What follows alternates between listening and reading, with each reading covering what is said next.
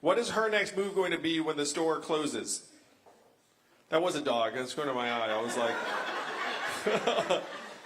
was like, I think that was a dog. So the question is, what does that worker do? We're not sure. When you all call the customer service line of a big company, you probably do the exact same thing I do. You probably pound 000, say human, or representative until you get someone on the line, right? Raise your hand if that's what you do. Oh, yeah, well, we all do it. We hate the software. In 2 or 3 years, the software is going to sound like this. Hey, Andrew, how's it going? What can I do for you? It'll be seamless, delightful, maybe a little bit sexy. You might not even realize it's software if you don't know. What is that going to mean for the 2.5 million Americans who work in call centers right now making $14 an hour? How many of you all know a truck driver? Driving a truck is the most common job in 29 states. 3.5 million truck drivers, 94% men, average age 49. My friends in California are working on trucks that can drive themselves. Why do they want self-driving trucks so badly? For the most American of reasons, for the money. $168 billion a year in potential cost savings if they can automate away truck driving. That's a lot of money. That's almost an unthinkably large amount of money. It can justify just about anything. If you come to an investor and say, hey, I think I can move the needle on self-driving trucks, I just need $200 million to give it a try, an investor will give you that $200 million and you will end up hiring some of the smartest people in the country. When I talk to my friends in California, they tell me they are 98% of the way to self-driving trucks right now. They're actually on the highway in Arizona right now. UPS just invested. I want to delve into this a little more fully because to me this is one of the most important issues facing the American workforce. A 98% sounds high, but you can't have semi-trucks smashing into things at a 2% error rate. That would be unacceptable. It'd be like, oh, we got it mostly right. And the robot trucks are really bad with something called snow. Because if the road markings are covered, then the computer gets confused and doesn't know what to do. That's one reason why they're testing it in Arizona, because it doesn't snow much there. So how can they get the last 2%? Do you all remember the first time you watched TV on your cell phone? You thought, wow, it was probably a football highlight or something, and you were like, oh, wow, that's cool, we can do that now. That is 3G. We are rolling out 5G across the country at this point. And the way they think they can get the last 2% is by equipping the trucks with teleoperating software. So when the truck's not sure what to do, it will alert a teleoperator sitting in a warehouse in Nevada or Arizona, who will then beam into the truck and drive it like a video game. Because the truck will have cameras on the front, so when you beam in, you can just see out the front like you're sitting in the cab. And then when the computer's sure what to do, it will say, okay, I've got it, and then the teleoperator beams back out, and then waits for another signal from another truck. What do you all think the ratio is going to be between teleoperators sitting in those facilities in Nevada and Arizona to the 3.5 million Americans who drive a truck right now? 1%? 2%? It's certainly not going to be 1-to-1. You're not going to have like 3.5 million teleoperators. And so what's that going to mean for the 3.5 million truckers or the 7 million Americans who work in truck stops, motels, and diners that rely upon the truckers getting out and having a meal every day? Only 13% of truck drivers are unionized. There's not even a huge negotiation going on. 87% of them are sole proprietors. Many of them took out loans to buy their own truck. They maybe bought a few trucks, hired a few drivers. Imagine having your life savings in trucks, and then all of a sudden a robot truck hits the highway and never stops. A human truck driver has to stop after 14 hours to get out and go to sleep, and that's required. Like even if they wanted to drive a 15th hour, the truck will freeze up on them. The robot truck never needs to stop. We're talking 5 to 10 years before these things hit the highways. Donald Trump is not the cause of all of our problems. He's a symptom. He's a manifestation of the fact that we're going through the greatest economic transformation in our country's history, what experts are calling the fourth industrial revolution. When is the last time you heard a politician say the words fourth industrial revolution? Just now. And I'm barely a politician, New Hampshire. I'm an accidental politician. The first thing I did was not run for president. I actually went to our leaders in Washington, D.C. I said, what are we going to do about the fact that Americans don't understand that it's not immigrants that are causing dislocations around the country. If you go to a factory in Ohio, you don't find wall-to-wall immigrants, you find wall-to-wall robot arms and machines. Same with an Amazon fulfillment center. So what are we going to do to let our country know that this is a massive transformation and we need big changes? What do you think the folks in Washington, D.C. said to me when I asked them, what are we going to do? The three answers I got. Number one, we cannot talk about this. Number two, we should study it further. And number three, the most common was, we must educate and retrain all Americans for the jobs of the future. Which sounds very laughing. It sounds very responsible, but then I said, hey, I looked at the studies. Do you all want to guess how effective government-funded retraining programs were for the manufacturing workers that lost their jobs in the Midwest? 0 to 15%. That's right. That's a fail by any measurement. And when I said, hey, we're terrible at retraining, you know what the response was? I guess we'll get better at it. And one person in D.C. said something that brought me here to you all tonight. He said, Andrew, you're in the wrong town. No one here is going to do anything about this set of changes because this is not a town of leaders. This is a town of followers. And the only way we will do something about it is if you create a wave in other parts of the country and bring it crashing down on our heads. And I thank goodness that I had someone with me, because you would think I was making that up, right? You'd think that was some movie supervillain speech. It's actually a DC lobbyist speech. But it brought me here to you all tonight. I said, challenge accepted. I'll be back with the wave.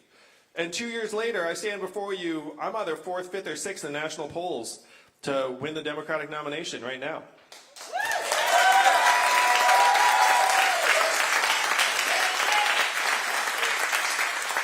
Thanks to some of you here in this room, we raised $10 million in the third quarter in increments of only $30 each.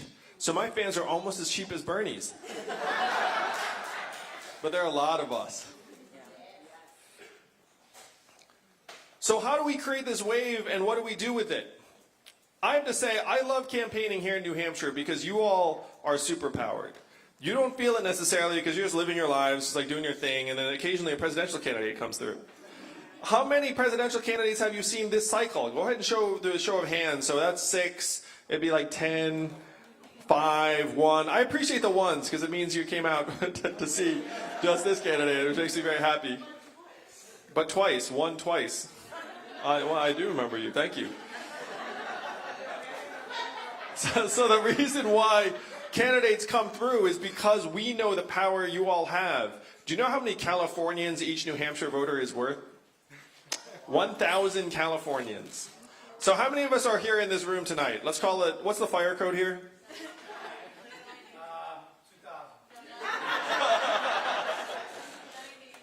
The fire code's 90? All right, so 89 people are here tonight. That's the equivalent of 2 football stadiums full of Californians here tonight. That is the magic of this place. Most Americans look up in despair. If you say, hey, you got to get out and vote, they're like, my vote doesn't matter. They are generally correct. Their vote generally does not matter. They look up and they see the pipes that are clogged with hundreds of millions of dollars of lobbyist cash, and they don't think their vote can do anything about it. Your vote can do something about it. You get enough people here in New Hampshire behind a new vision, we can flush the pipes awfully quickly and have a new trickle-up economy for our people actually become reality just like that. This is a magical place, one of the only places where democracy actually works the way it was intended. Most of the rest of the country does not. Most of the rest of the country, it's locked up. So the question is, what do you do with this power of yours? What is the vision? If you're here tonight, at some point you heard this. There's an Asian man running for president who wants to give every American $1,000 a month. Remember the first time you heard that? And the first time you heard it, it sounded like a gimmick. It sounded too good to be true. It sounded like it would never happen. But this is not my idea. This is a deeply American idea that's been with the country since our founding. Thomas Paine was for it. As a founding father, called it the citizen's dividend for all Americans. Martin Luther King fought for it in the 60s. He called it the guaranteed minimum income, and it is what he was fighting for the day he was assassinated in 1968. 1,000 economists, including Milton Friedman, endorsed it in the 60s, and it was so mainstream it passed the U.S. House of Representatives twice in 1971 under Richard Nixon. It's called a Family Assistance Plan. And then 11 years later, a state actually passed a dividend where now everyone in that state gets between $1,000 and $2,000 a year, no questions asked. And what state is that? Alaska. And how does Alaska pay for it? Oil. And what is the oil of the 21st century? Technology, data, AI, self-driving cars and trucks, software. Did someone say marijuana? That was... Sure, throw pot in there too. I'm for legalizing weed. That's like the green math hat. The green math hat, it's like math, money, and marijuana. A study just came out that said that our data is now worth more than oil. How many of you saw that study? Keep your hand up if you got your data check in the mail. None of us got the check. Where did it go? It went to Facebook, Amazon, Google, and these trillion-dollar tech companies that are paying nothing or next to nothing in taxes. If we get our fair share, even the tiniest slice of every Google search, every Facebook ad, every Amazon sale, and every robot truck mile, we can easily afford a dividend of $1,000 a month for every American. What oil is to Alaska, technology is to America. They call this the oil check in Alaska, and they love it 40 years in. We're going to call this the tech check, and all of America is going to love it.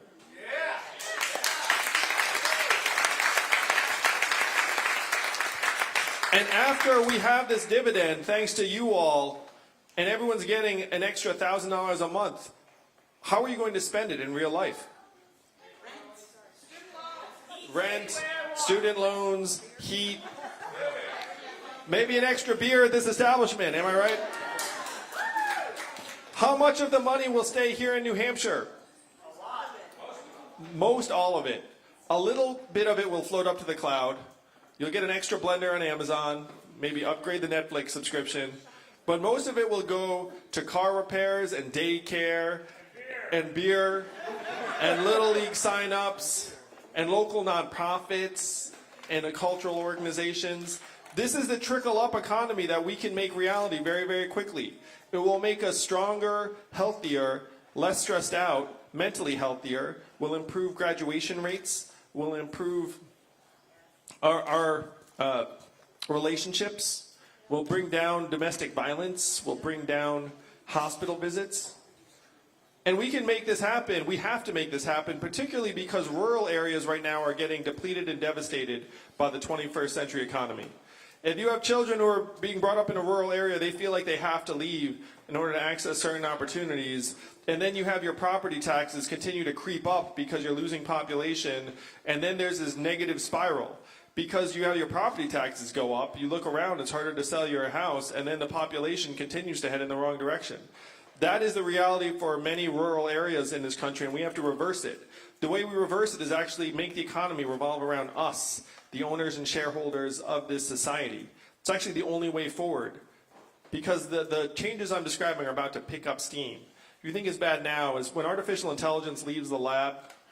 I spoke to a group of 70 CEOs in New York City a number of weeks ago, and I asked them, how many of you are looking at replacing your back office workers with artificial intelligence and software? Guess how many hands went up out of 70? All 70. All went up. The fact is you could fire those CEOs if they weren't looking to replace their workers with AI and software. That is the system we've built, and we need to redesign it to work for us as quickly as possible. GDP is at record highs right now in the United States of America. Unfortunately, also at record highs, stress, financial insecurity, student loan debt, even suicides and drug overdoses. It has gotten so bad that America's life expectancy has declined for the last 3 years because suicides and drug overdoses have overtaken vehicle deaths for the first time. Do you all know the last time America's life expectancy declined 3 years in a row? The Spanish flu of 1918. You have to go back 100 years to a global pandemic that killed millions to find a period in American history that America's life expectancy declined for 3 years in a row. We are in Spanish flu territory now because of suicides and drug overdoses. GDP is going up and our life expectancy is going down. Which should we listen to? And I talk about my own family. My wife is at home with our 2 boys right now, one of whom is autistic. What is her work figured out in GDP every year? Zero. And we know that's perverse. We know the work she's doing is among the most challenging and vital in our society today. So the question is, if GDP is leading us off a cliff, which it is, Self-driving trucks will be tremendous for GDP. It will be terrible for many Americans. What should we do to modernize our economic measurements to actually correspond to how we are doing? If I said something got better here in New Hampshire that would actually make you happy, what would it be? Income and affordability. Yeah, that would help. You'd be excited about that. Reducing the addiction rate. Mental health and freedom from substance abuse. If that went up, you would literally be happier about it. Childhood success rates and education levels. How about clean air and clean water? If I said that got better, you'd be like, yes, that would be exciting. How about proportion of elderly Americans who can retire with dignity? We're quickly becoming a country where you're going to work until the day you die. I have no desire to walk into a convenience store and see senior citizens working there just to survive. We can do much better than that for our young people, for our older generations, and we have to. I have parents too. My grandmother actually right now she's in her last days. She's 95. She's had a very full life. But I'm very conscious of the fact that we need to make sure that we actually build an economy that works for retirees and make sure people can retire with dignity. So these are the measurements that would actually correspond to how we are doing in the 21st century. And as your president, it will be my delight to go down the street to the Bureau of Economic Analysis and say, hey, GDP, 100 years old, out of date. Even the inventor of GDP said this is a terrible measurement for national well-being. We should never use it as that. He said that 100 years ago, and here we are still like writing it, to our own detriment. So I will update it, and then I will present the real statistics to you all at the State of the Union every year. I'll be the first president to use a PowerPoint deck at the State of the Union.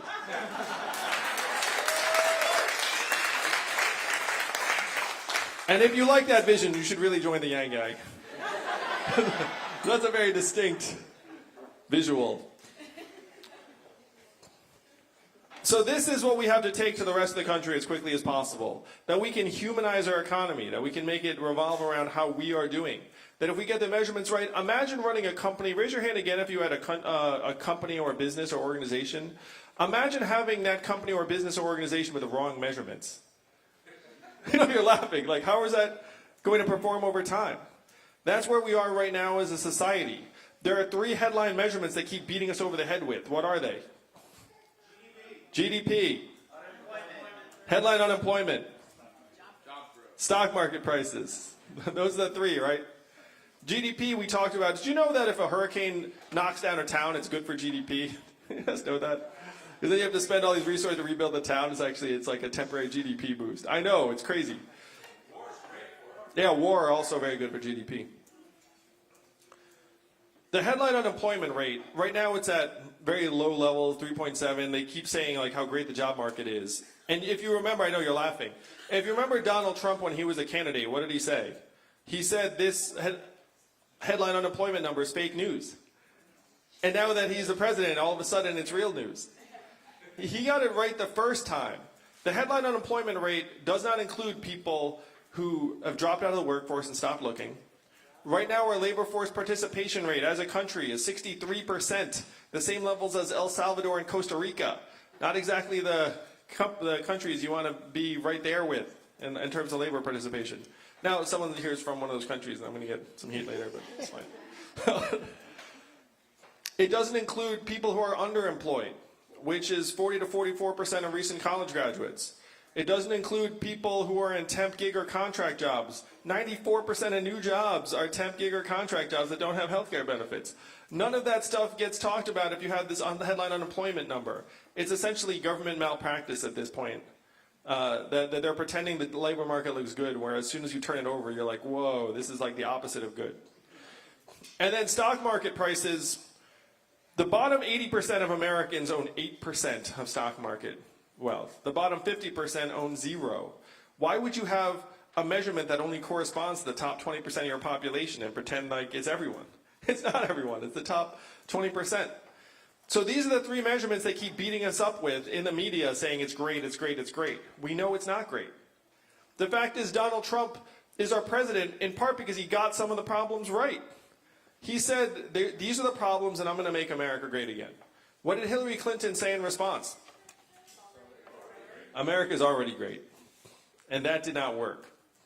We have to acknowledge the depth and reality and severity of these problems, but then we need real solutions that Americans can see themselves in. Donald Trump's solutions were the opposite of what we need. What were they? He said he's going to build a wall, he's going to turn the clock back, he's going to bring the old jobs back. We have to do the opposite of these things, New Hampshire. We have to turn the clock forward. We have to accelerate our economy and society as quickly as possible so it works for us. We have to evolve in the way we see ourselves and our work and our value. And I am the ideal candidate for this job because the opposite of Donald Trump is an Asian man who likes math. Thank you very much, Conway. Thank you. Let's make America think harder and win in 2020. It's not left, it's not right, it's forward. And that is where you are going to take us in 2020. I love New Hampshire, I love being here, and I'd love to take some questions. Yes, Miss, I'm going to run the mic to you. That's what kind of... Oh, I'm doing it. It's too late. Hi. Welcome. I'm also Exeter. Yep, so there you go.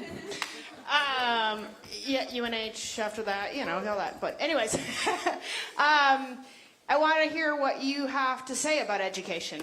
I mean, we've got students, I mean, would you say 2 years out of Brown, drowning in debt perhaps? But I've got, my daughter graduated a couple years ago from college, drowning in debt, and is actually regretting her college education because she's not able to find the jobs she needs to be able to both afford to live and to pay back loans and such. We've got schools that are dropping programs like art, there, and home economics, which my mom was a teacher down in Dover area, home economics. Kids don't know how to write a resume. Kids don't know how to balance a checkbook. You know, those kind of common sense life skills. Those programs are being dropped. What's your stance? Yeah, I'm gonna here. It'll be a little bit.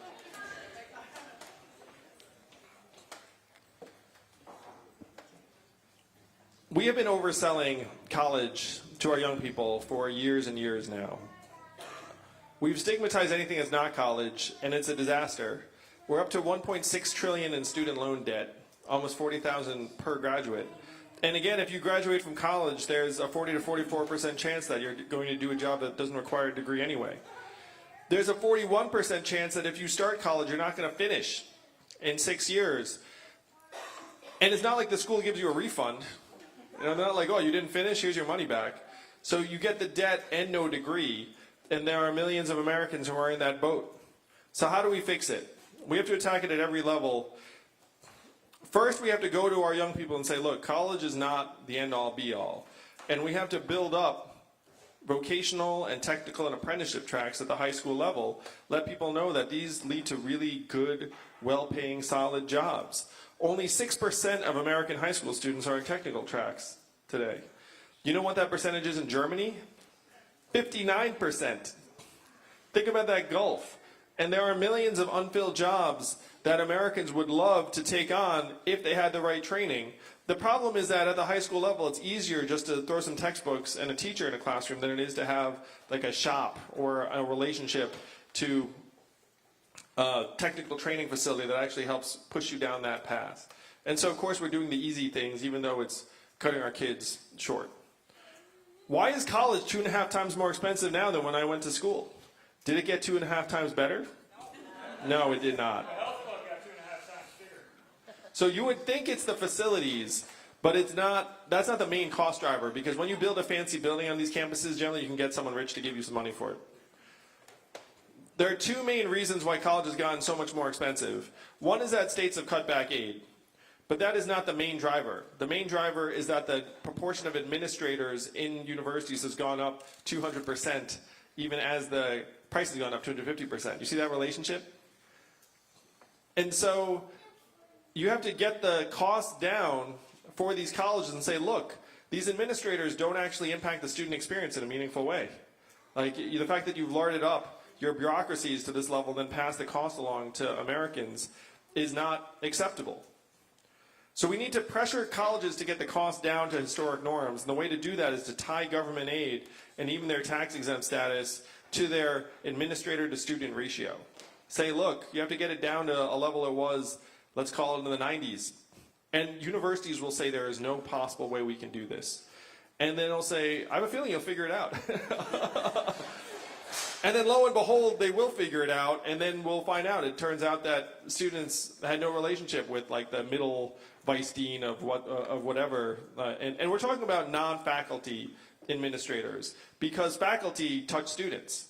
But the massive spike in both salaries and employment slots has not been for teachers and faculty. It has been for non-faculty administrators. So we try and get the cost out of college.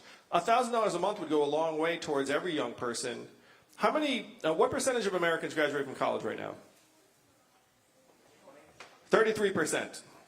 So when we keep talking about college, we're talking about something that's going to directly impact the top third of the population. It's one reason why I'm so passionate about the freedom dividend of $1,000 a month for every American starting at age 18. You go to college, partially paid for. Go to community college, technical, largely paid for. Start your own business, you have a chance at it. You want to just figure it out and have a chance to do that too. Take care of a loved one, have a chance to do that too. Instead of just saying, look, we're going to subsidize college to a higher level, that's not going to touch the majority of the population. For people who've already come out of college, we have to own up to the fact that a lot of this $1.6 trillion in student loan debt was immorally generated. It was sold under false pretenses, and we have to give people a way out of the debt. Because we have to look at it, it's very analogous in my mind to what happened when we bailed out Wall Street. Do you remember voting for the $4 trillion bailout of Wall Street? No, no one voted for that shit.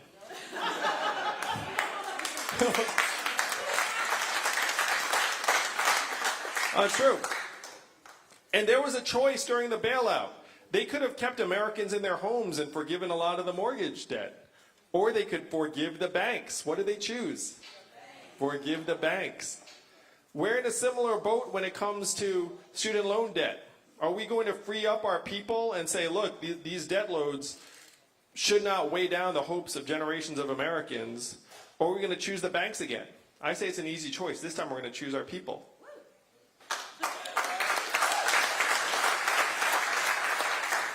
And back to the original point about education, at the K through 12 level, there are a few things that it's very clear we should do. Number one, we should pay teachers more, because it's clear that teachers are where the wind goes. Also clear that we need more teachers, that having a higher teacher-to-student ratio is positive for kids. We need to de-emphasize the SAT and standardized tests at every level, because right now, those tests are doing more just to punish and stress out our kids than actually something productive. Do you all know that we came up with the SAT during World War II as a way to figure out who not to send to the front lines? And now we treat every year like it's wartime, like beating our kids with it. It doesn't make sense. There are so many teachers that know that they should be doing something other than teaching to the test, but they teach the test because they think that's how the kid's going to get evaluated, that's how they're going to get evaluated. We need to free teachers up to do their jobs. We need to send kids to school in circumstances where they can actually learn. 2/3 of kids' academic performance is based on things that are outside of the school. So this is, I'm a parent, I know. It's parental time with the child, words read to the child, stress levels in the household, type of neighborhood. These are the things that actually influence 2/3 of our kids' academic performance. We go to the teachers and say, hey, you're 100% responsible. Who here is an educator? I sense there are some educators here. Yeah. You know you can't control 100% of that kid's performance. You can control 1/3 based upon your time with a child, and then 2/3 happens when they go home, or the summer, or before they even set foot in a classroom. So we need to invest in kids from day one. By putting money into the families and households, we'll actually create environments where the kids have a better shot at showing up to school and actually learning. And then the last part of this is we have to update our curriculum, because not just the SAT, but our curriculum is shaped around an industrial area economy that does not exist anymore.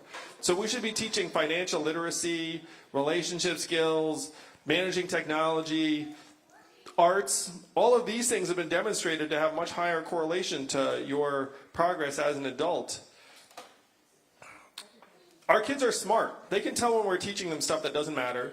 They can tell when we're teaching them stuff that they can just look up on their smartphone. We have to give them things that they can actually use in life, and also say, look, you might never go to college, so this might be it. So we should actually try teaching you life skills. When you talked about, I think you said your mom was a home ec teacher, I feel like home economics is like the best stuff you can actually learn in school. It's actually much more relevant than a lot of the other stuff out there. And I just want to close and say, it is impossible to teach anyone financial literacy if they don't have any money. Sure. Like, I learned that stuff over and over again, just went through in one ear, out the other, until I actually had some money. Then it was like, ooh, this is what they were talking about. So imagine a country where every 18-year-old starts getting $1,000 a month at age 18, and we teach them financial literacy first semester of their senior year. Do you think they'll pay attention then? They'll be like, heck yes, we get the freedom dividend. I'm about to adult up. I have to know what the heck to do with that $1,000 a month. This is the way we actually transform our educational system to become more relevant for our kids, because right now we are not doing right by them. That's a very long-winded answer, but I have a lot of thoughts about education.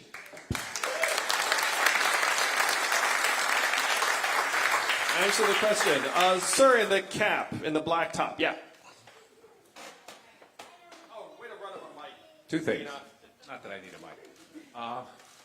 One, I think it's important for all of America to understand why you feel that a specific asset class, first of all, I agree with it, but why is a specific asset class going to be forgiven, meaning student debt, as opposed to all the other asset classes? Why not a mortgage or something else?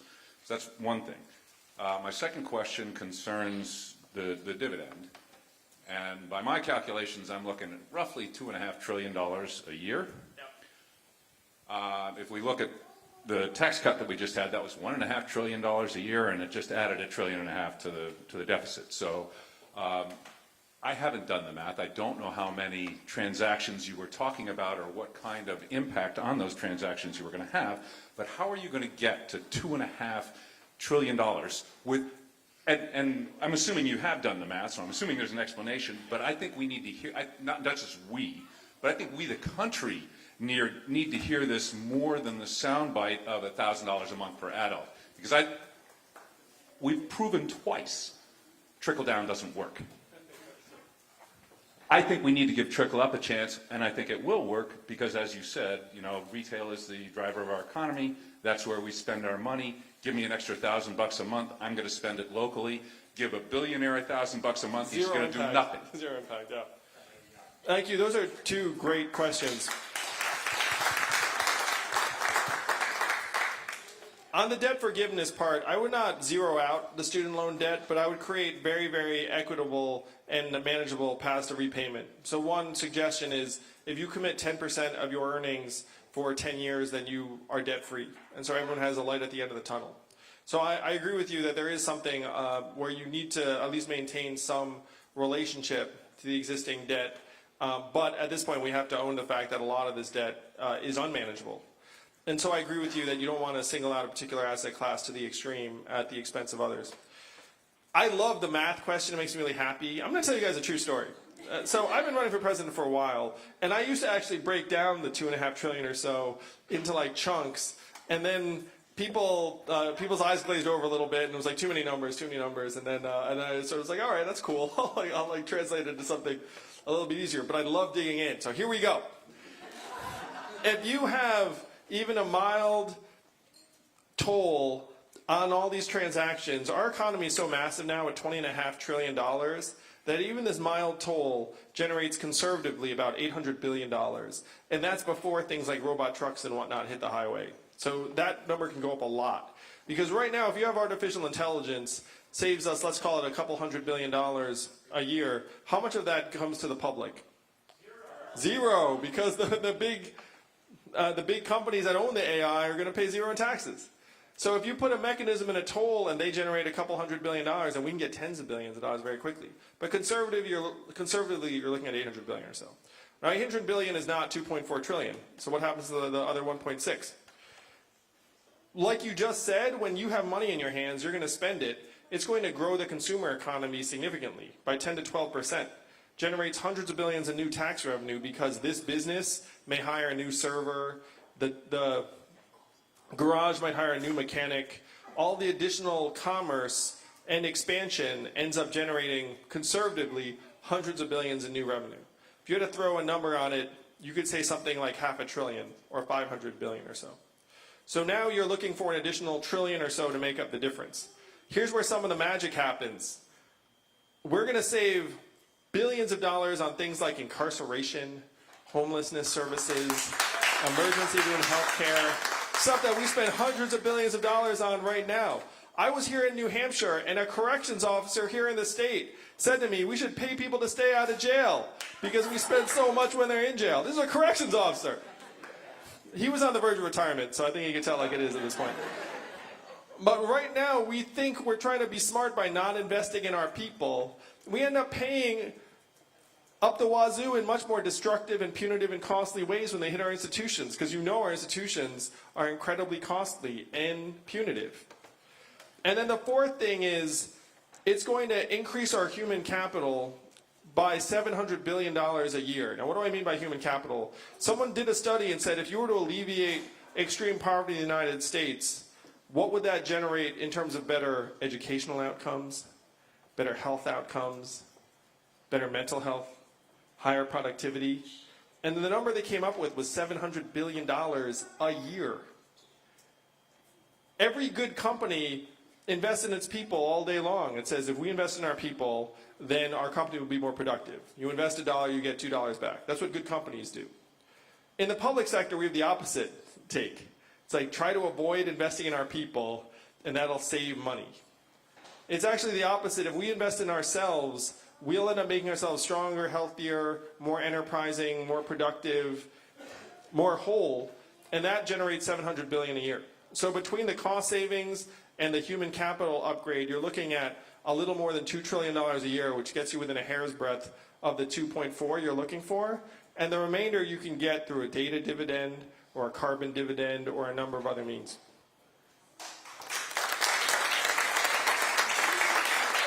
I'm so glad I got to unpack that because it's been a little while. That makes me really happy.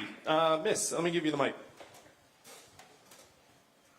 So I'm a teacher, and those are my students. So thanks for talking about education. First of all, I embarrass them a lot. But in addition, I have a brother who's in the military. He's an Iraq war veteran, and he's still on active duty. And if you're elected president, you will be commander-in-chief. So basically, convince me you'll be responsible for my brother's life.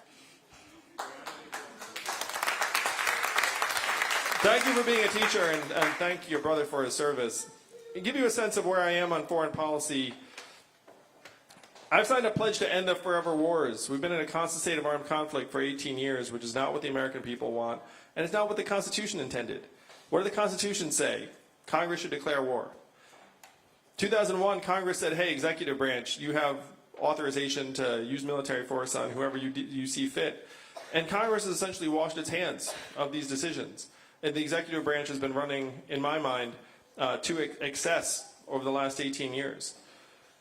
So I would be much more judicious and restrained in using military force. I would rebuild our diplomatic relationships. It was James Mattis, who's not a dove, who's the Secretary of Defense, who said if we spend less money on diplomats, we have to spend more money on ammunition. And to me, that's the wrong move. We should be spending more on diplomats and less on ammunition. We spend $750 billion on our military-industrial complex that we know about, and a lot of that could be spent better in other ways. And so I'm suggesting that we move a significant proportion of the military-industrial budget to infrastructure, which would be an ongoing domestic need that actually enhances our economic productivity and creates many, many new jobs. For your brother, we have to do much more for veterans who are returning from abroad. I talked to veteran groups, and they said something that really stuck with me.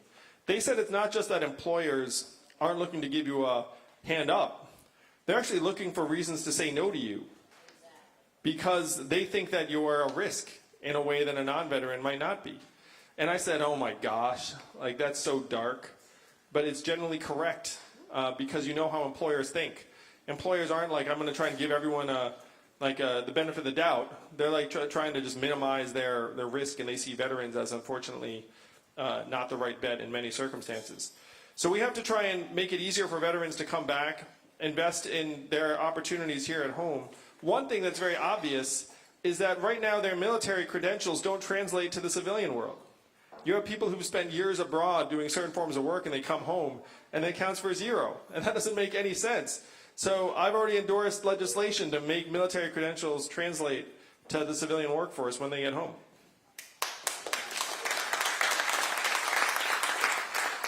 But you should know I take very, very seriously what's happened with our men and women in armed force and armed theaters. Like, I would not want to send them into harm's way unless it was a very clear, vital national interest. We had a defined timeline as to when they were going to come home, and we had allies at our backs. If one of those 3 things is not in place, then I would not advocate for using our armed forces.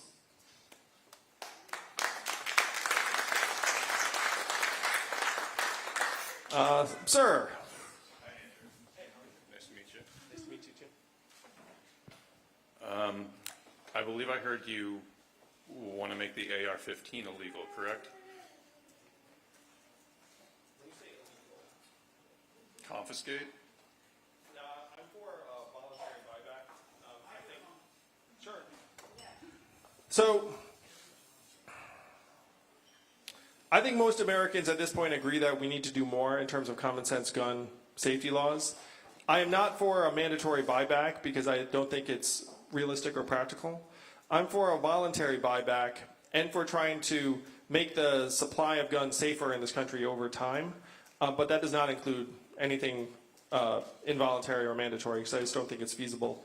I will say that almost 2/3 of gun deaths in this country are suicides.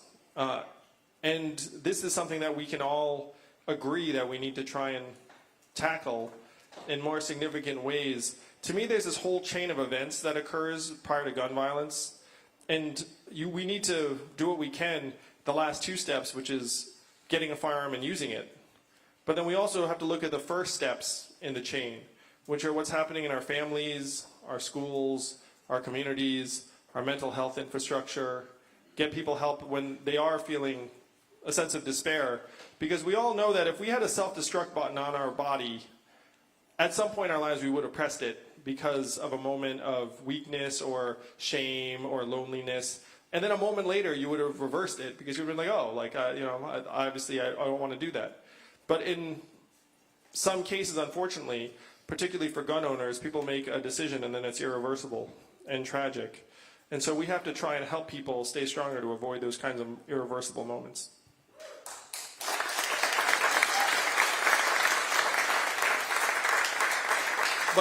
But I'm for a voluntary buyback. I'm also for trying to enhance the safety of our gun supply by offering complimentary upgrades to handprint signature guns that only you can fire.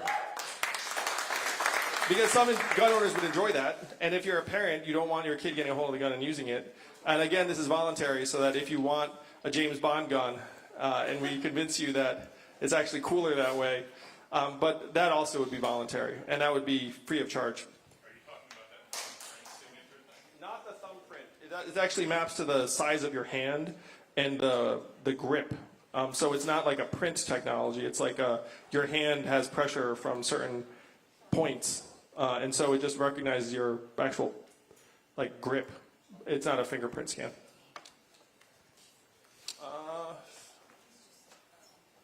The adorable 12-year-old. You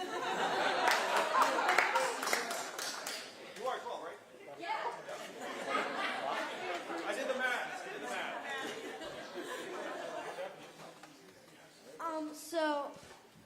So in the past 60 years, 40% of all known species have been declining.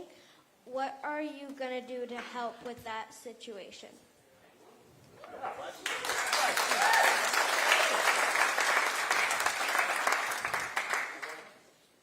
Most of that's being driven by climate change. How many of you agree that climate change is an existential threat? Now, as an existential threat, you agree, I'm sure. I can tell. The 4 last years have been the 4 warmest years in recorded history. I was just in Portsmouth, and they told me about a multi-million-dollar shrimping business that's gone to zero because of warming waters, and the shrimp died. They also showed me that there were dozens of houses and buildings that were now flooding regularly. I've staked out the new 3rd position on climate change, which is that it's even worse than you think, and that it's accelerating quickly. So I've got a 5-part plan that I believe if we were to execute would help keep some of these species alive. We need to try and move towards renewable sources of energy by taking the fossil fuel subsidies that are long overdue and move them towards solar and wind and other forms of energy. We have to face facts. The United States of America is only 15% of global emissions. So that means even if we got our acts together, if the rest of the world does not follow suit, then we're just going to keep facing a warming planet. What's happening right now in the rest of the world is that China is going to Africa and other developing countries and saying, hey, I've got a coal-burning power plant. What do you think? And then what does Africa say? Yeah, sign me up. They get that coal-burning power plant because they just want energy as cheaply as possible. And China's like, great, I thought you'd say that. So what China's doing is China's investing in renewables and then they're exporting dirty forms of energy to other countries in the developing world. So if we want to try and reduce emissions in other parts of the world, what will we have to do? We will have to go to the same country and say, hey, don't get the coal-burning power plant. Instead, we've got these great solar panels and wind turbines for you, and we're going to subsidize them so it's a no-brainer for you to choose this instead of that. Now, this is going to be an ongoing process, but that's the sort of thing we're going to have to do. The third thing is we have to stop pretending that if we do less of the bad, the Earth's going to be okay. We have to do more of the good. So what does good look like in this context? We have to reforest tracts of land because it turns out trees are great at capturing carbon. We have to actually reseed ocean beds with plant life to help resuscitate some of these marine ecosystems. Right now, the Atlantic Ocean is losing 4 to 8% of its biomass every year. That is catastrophic. And so the only way we can reverse that is by trying to actually invest in the reactivation of many of these marine ecosystems.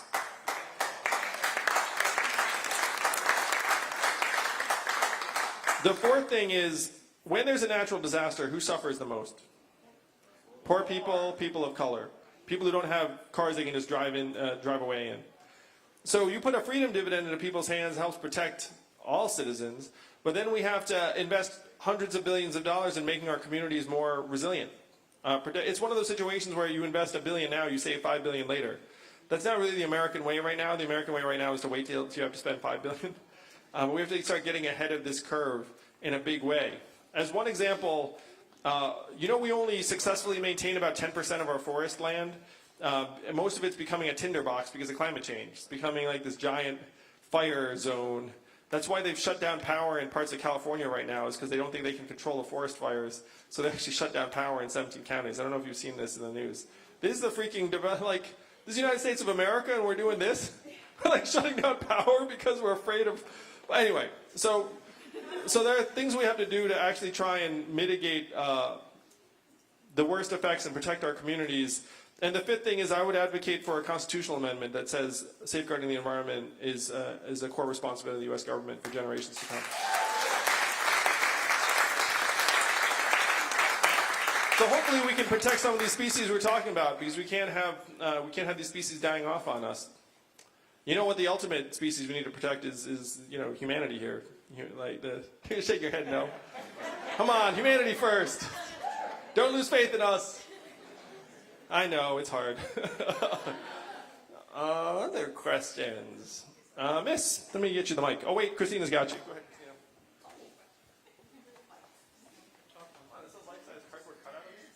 I wanted to ask about health care.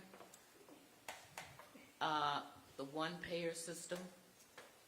I think that would be great for all, and if we can't have it, why should the Senate and the Congress have it?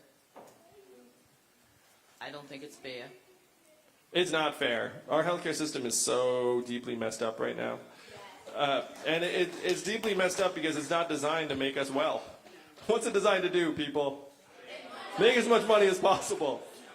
Revenue and profits, humanity doesn't matter. And this is not an area where free market competition will do the trick, because we're not all experts on all forms of healthcare. The pricing is completely opaque and doesn't make any sense. You're not going to all of a sudden comparison shop when you get sick. You just want to try and get the best care you can, and that's true for your loved ones too.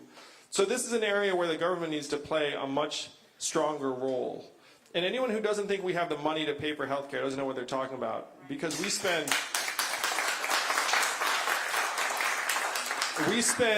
twice as much on our healthcare as other countries to worse results, because again, it's not designed to actually make us well. It's designed to make the drug companies money, the device companies money, and the private insurers money.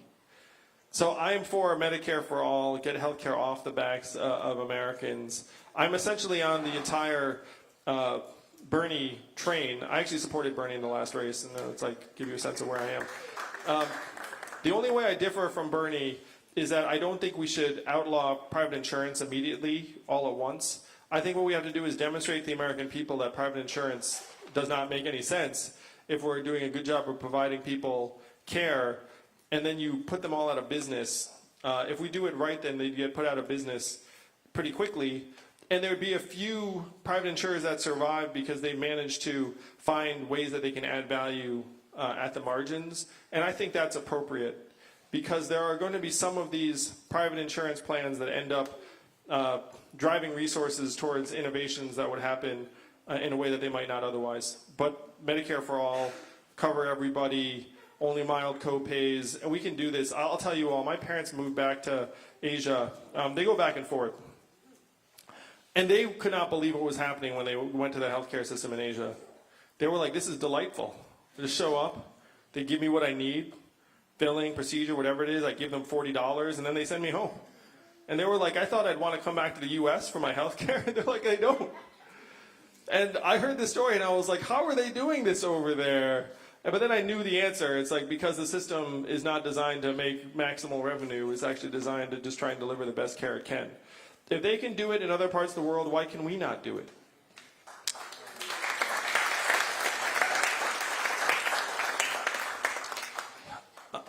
Well, actually, Christina, go ahead and choose somebody for fun. Oh. Yes. Hi, thank you for your time. Does $12,000 become the new zero? Can you talk about universal basic income and inflation? The freedom dividend would be tied to inflation from day one. So it's going to be $1,000 a month in year one, and then let's say there's 2% inflation, you get $1,020 like the following year, because $1,000 is not $1,000. There's nothing magical about $1,000. That way. The goal is to get the buying power into our hands, and it will rise with inflation. I think that was your question. Yes. I'm going to address a bigger question that's sort of the subtext of that. Won't $1,000 a month cause prices to go up? Won't it cause inflation? It will not, and I'll explain to you why. Aside from this establishment, where's your favorite place to grab dinner?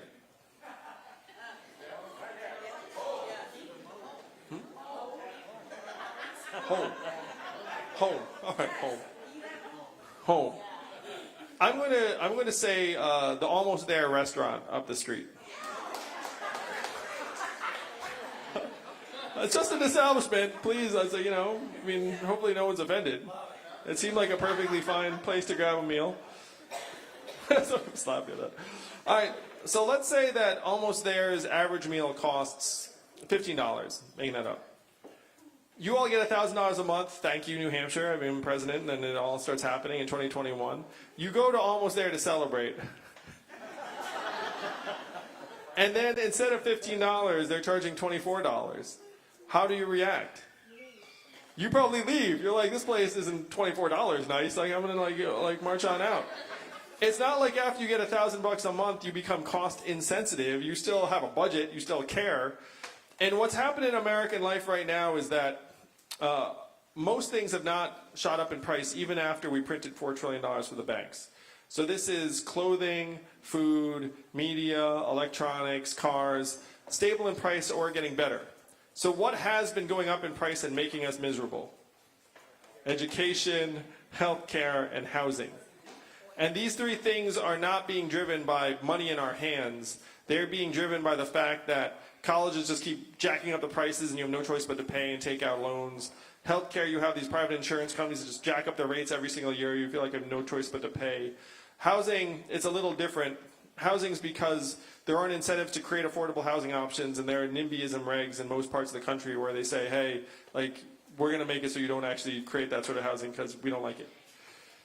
None of this is being driven by money in our hands. If you put money in our hands, it actually ends up increasing our buying power. We'd be able to keep the vast majority of it, because if an establishment in any competitive market decided to jack up its prices like Almost There, then you would just go across the street.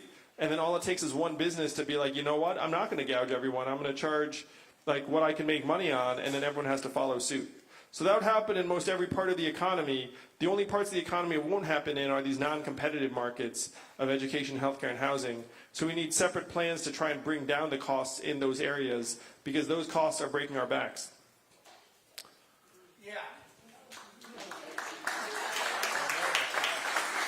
All right, I've got time for one more question, and then we're going to do selfies. So let me find someone awesome.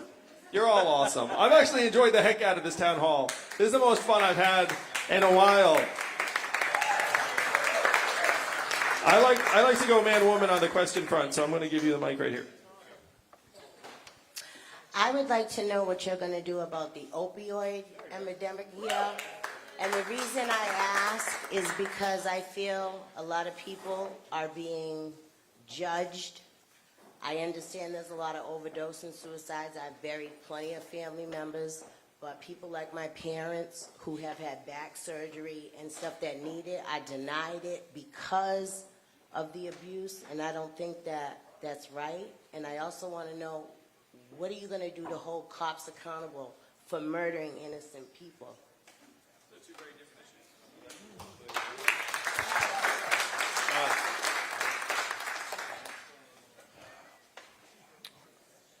On the police violence front, the goal would be to invest in community training, community-based policing, and try and have it so that there's actually a degree of relationship or trust built up between police officers and the community. That's a very different emphasis than we've had over the last period of time, but we have to do more. In the case recently when the police officer tragically shot the black woman in her own home, a couple things. This is going to sound terrible because it was obviously like the most avoidable tragedy in the world, and it's the kind of thing that makes you very angry and sad as an American. But two things went right. Police officer had a body cam on, footage was publicly released, and then they were charged and removed from duty like immediately afterwards. So at least on the extremes, you're seeing some degree of progress. We have to just keep moving in that direction as quickly as possible. It's not an easy answer. On the opiate prescription front, I am really, really passionate about this because I cannot believe what we have let happen in this country. The opiate plague is a disease of capitalism run amok, where you had a company, Purdue Pharma, that dispensed millions of prescriptions around the country and said OxyContin is a non-addictive wonder drug. There was one point where there were more opiate prescriptions in the state of Ohio than there were human beings in the state of Ohio. Think about how extreme that is. And the federal government looked at that situation and said, it's okay. And then eventually the federal government wised up and fined Purdue Pharma $600 million, which sounds like a stiff fine, until you realize that company made $30 billion.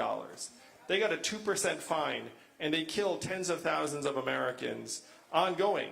8 Americans are dying every hour of opiates right now. So when you see that this is a systemic failure at the highest possible levels, you have to do a few things in my mind. Number one is you have to claw back the billions of dollars that these drug companies made and say this is blood money on American lives, and we're going to take it all back from you. And to the extent that we can identify individuals that are culpable, we should throw them in jail. Last time I checked, mass murder is a crime.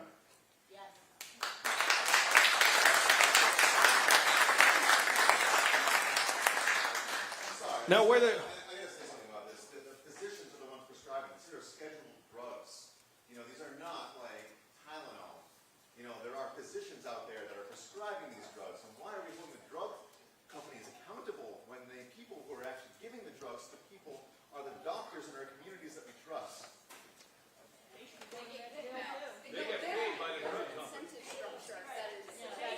Just to address this briefly, if you look at the internal correspondence on the if you look at the internal correspondence of the drug companies, they were actually fully aware of what they were doing. If you could find a physician where you saw that there was correspondence saying the physician was aware of the risk of the drug, then I agree. We should be looking to hold them accountable too. But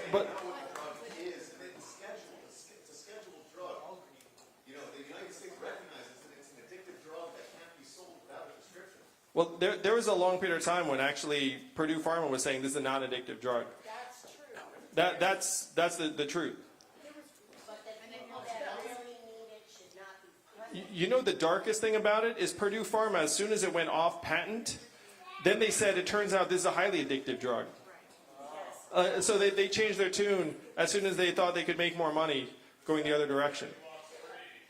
But the bigger issue for us now, frankly, the issue that we all care about is how to make our people stronger and well. I'm all for trying to get people. And so there are a few things. Number one, this is not a money problem primarily, this is a human problem, but money should not be the barrier. If these companies made tens of billions of dollars initiating this plague, then we should take the money back and then say we're going to spend it and then some, particularly if you believe, as I do, that the federal government was asleep at the switch, allowing this to happen. This is not a private failing, this is a systemic failing, and this is a disease of capitalism. So what we do is we put resources to work to give our friends and family members and neighbors a fighting chance to get off of these drugs, knowing full well that that is not a dollars and cents problem, because if you go into these treatment programs, you have to go over and over again. It doesn't happen overnight. So then you have to look around the rest of the world. What have other countries done when they were facing the same kind of issue? What they did was they decriminalized opiates for personal use and said, if we catch you with these drugs, we do not send you to jail. We send you to treatment and counseling.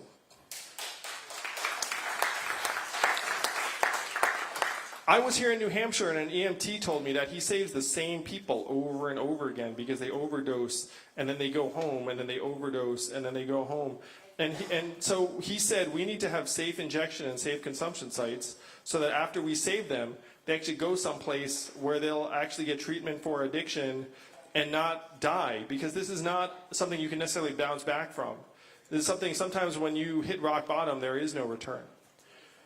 So if this is a systemic government failing, which it was, then the government has to come clean and say, we let this happen to our people. We're going to put the resources to work to give you all a fighting chance to get well. We're going to criminalize dealers, but not users. So if you're selling these drugs for a personal profit, then we're going to nail you. But if you're just an addict, then we're going to try and get you well.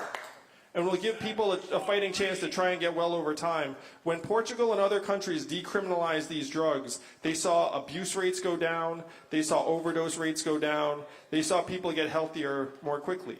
We're in the same boat now. We need to do what has worked in other countries to give our people a fighting chance to get well.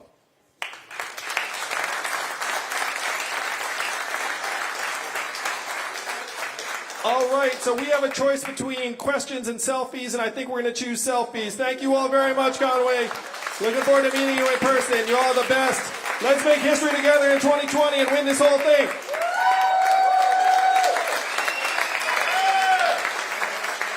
Hey everyone, thanks for being here. My name's Christina Snell. I am the state director for Andrew's campaign here. We are knocking doors every weekend, making phone calls, and you can sign up on our clipboard at the front there. We need your help to do this. We're also going to do selfies right now, so please make a line on this side and we'll have the selfie happen right here. Thanks for being here.